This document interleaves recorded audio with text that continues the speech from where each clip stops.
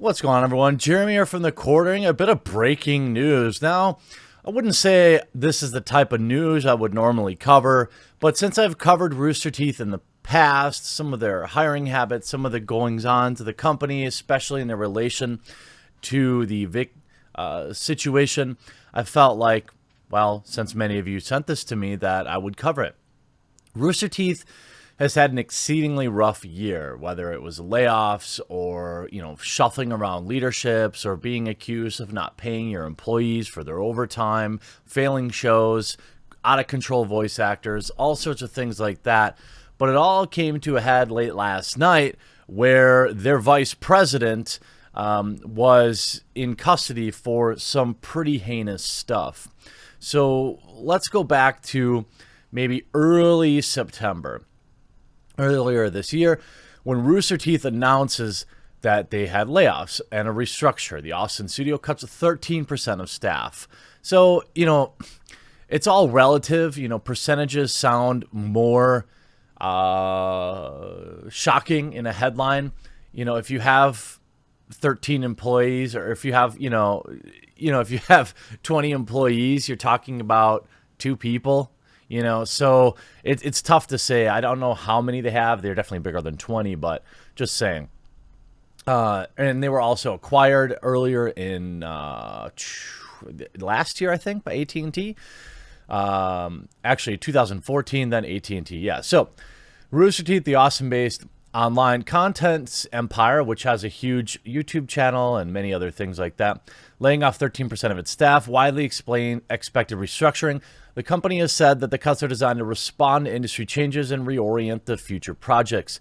Founded in 2003, Rooster Teeth was a pioneer in online video, predating YouTube, and has become a major force in online content with a huge catalog of animated live-action shows, a game division, a slate of films, as well as a huge loyal fan base.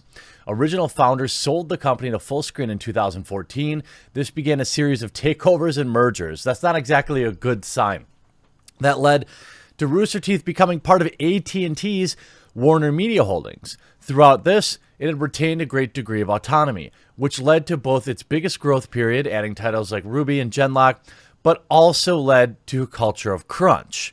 The questions of production process pipeline leading to animation director Gray Haddock moving from his managerial position into a strictly creative role. That was widely seen as the first step in a restructuring process that hit hard today, with the first staff reduction in the company 16 years. In a letter to staff sent out this afternoon, co-founder and CEO Matt Hulliam confirmed the cut, stating that the decision is not reflective of anyone's individual performance and that we're thankful for all the former colleagues have contributed. We will be doing everything we can to ease their transition, including helping them find their next opportunities. The layoffs will clearly have a major impact on Austin's creative community, as Rooster Teeth is one of the biggest employers of artists and developers in the city. So I suppose you probably have maybe a couple hundred employees then at Rooster Teeth. Then obviously Matt Hulliam out as Rooster Teeth names a new leader. This was after a lot of hullabaloo about crunch and things like that. And then, we still see a lot of interesting things coming out of Rooster Teeth. They're behind the Markiplier show. YouTube drops trailer for first interactive film from Markiplier and Rooster Teeth. This was a YouTube original, had unveiled the trailer for its first interactive film, A Heist with Markiplier. First-person narrative film will enable viewers to watch and participate from the perspective of gaming YouTube veteran Markiplier, whose real name is Mark. In a heist, it's undertaking a covert mission to rob the world's most secure museum, with viewers being called on to make decisions that could result in his life or death. Boeing on October 30th, the film will enable viewers to effect up to 31 possible endings. The entire production will encompass 61 videos. So they absolutely continue to push the envelope. And speaking of pushing, well, their vice president last night was detained after just some brutal stuff that you just don't, you don't wish on anybody. And before I get into all of this, I want to say that these are allegations. Clearly, there is some sort of, physical evidence that led to him being detained. But there's generally in these cases more than one side to things, and right now we just have this one side.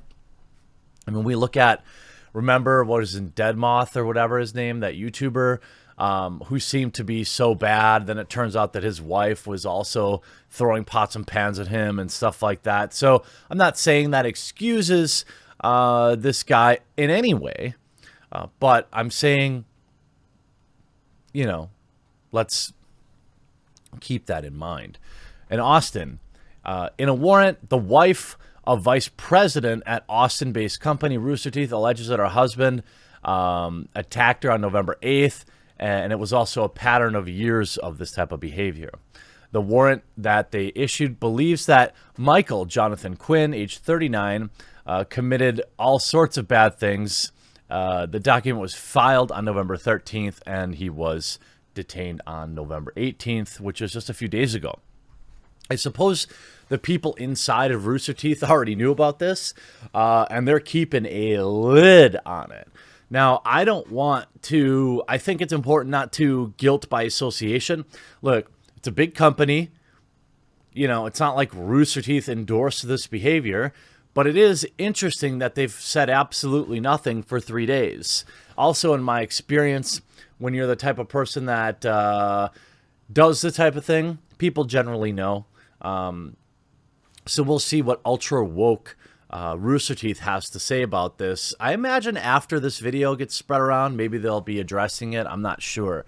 Now, his wife said that he works at Rooster Teeth at Productions as the VP. A LinkedIn account also lists Michael Quinn in Austin as the vice president of product and engineering, stating that Quinn has served in that role for 3 years and 9 months.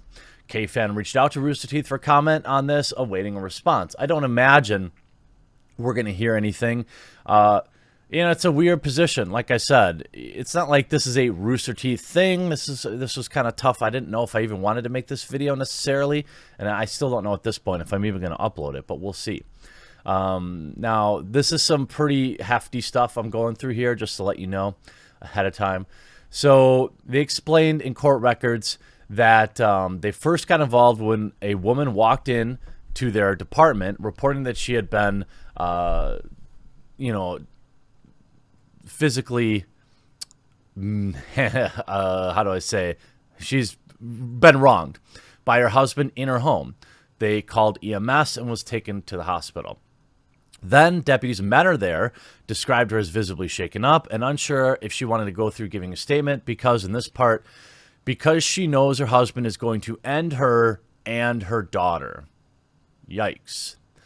The deputy reported that she had bruising, inflammation, and pain all over her body. She told them that she had been hit by her husband for several years, including prior strangulations, and that she had never reported anything prior. The deputies said she told them her husband has control over her finances and where she goes. This is a common thread in these type of relationships. Really small people look for somebody that they can exert some level of control over, and then as they get more and more insecure, they want to exert more and more control on something or somebody. And this is also, you know, people that do things to their pets, or, you know, they're just really bad, broken people. Again, this is her word, but I think it was enough to end up locking the guy up. So it's a little bit more than somebody who's putting out a Twitter message. And see, that's how an adult handles things, to be honest with you. If we take a parallel to all these people that, you know, come out later on these long tweet storms and say all sorts of terrible things happen to them, like all these people in the video game industry, nothing ever happens, right? Well, this person did what you're supposed to do when that stuff happens.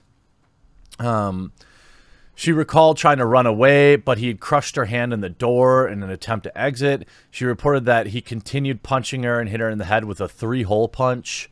Eventually, she said he choked her and she passed out. She recalls when she came to, her husband bit her and pushed her to the ground, talking to her about how he was going to end her. It was a death grip. I thought I was going to die. After a while, she said her husband grew exhausted and eventually walked away. Then Quinn's wife said she immediately went to report it. Imagine that. You get so tired from pummeling your wife. What a hero. Now, there's been an emergency protective order issued, barring him from contacting her, going near him, and several other people, and he's been barred from possessing any type of other things. On November 18th, online records showed that Quinn had been booked into the jail with a bond set at $100,000. They explained that he was released on personal recognizance bond on November 20th. That was yesterday. Now, it's going to come down to probably some pictures that will probably come out eventually, of the damage done here, because, anyone can say, oh, it's been going on forever. But, look, if I can be serious for a minute, this is how you handle it. If you're a man or a woman in this type of relationship, you have to go get help. It may be super scary.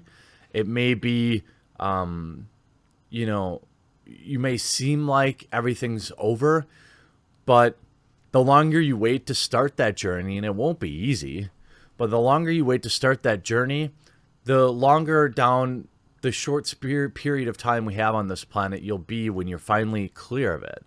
It's better to just rip the Band-Aid off, so to speak, so you can start the healing process here. And, if these things are true, they certainly are very descriptive. If they are true, this dude is a piece of garbage. Obviously, it's not Rooster Teeth's fault. It'll be interesting to see if they issue any kind of statement. We'll see if he's back at work, apparently. I don't know if I can do my normal ending. I hope you enjoyed this video, but I hope you were informed by this video. We'll talk to you again real soon.